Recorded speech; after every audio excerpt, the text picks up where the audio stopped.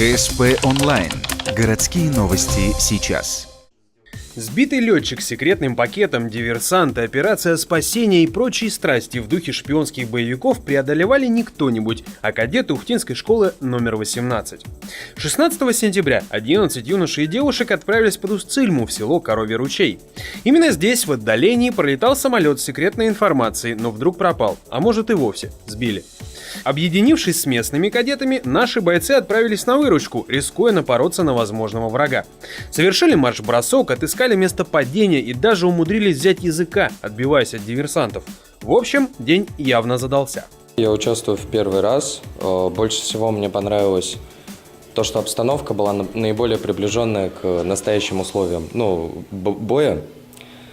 Еще мне понравилась тактика, то есть нас обучали тактике, нас подготавливали к тому, что может быть в армии.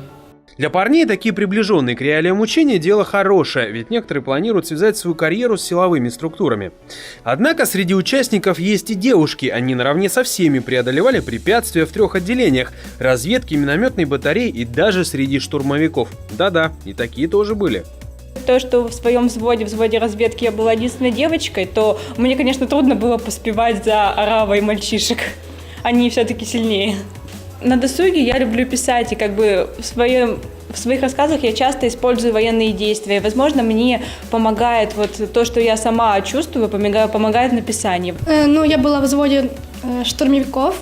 Было то, что именно страшно первое время, то, что еще не привыкла, когда были выстрелы, и такой резкий шум, то, что именно было страшно.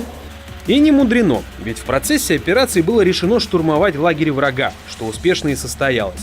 А ночью остатки недремлющего зла пытались прорваться, опять же безрезультатно. Важный момент. Военно-тактическая игра была рассчитана на достижение поставленной задачи, а не командное соперничество. То есть и ухтинские кадеты, и устцильмские работали в тесной связке. Как итог, грамота за участие и неплохой вклад в личное портфолио. Мол, диверсанты, тактика, боевые операции видели, знаем, тренировались. Все мы стремимся к какому-то результату. И для детей главное, что их все старания, они оценены по достоинству.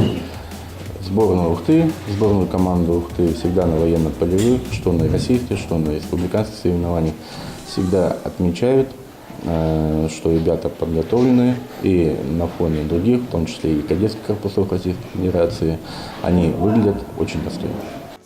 Игра «Боевой расчет» для многих из ребят была первым таким опытом, но не последним точно. Кстати, вот уже в конце октября в Санкт-Петербурге состоится общероссийский кадетский слет. Ухтинские воспитанники тоже хотели бы на нем побывать. Сейчас школа пробует решить вопрос с финансированием, и тогда здравствуй, город на Неве. Согласитесь, показать свою выправку и умение на уровне страны для нашего северного городка будет совсем не лишним.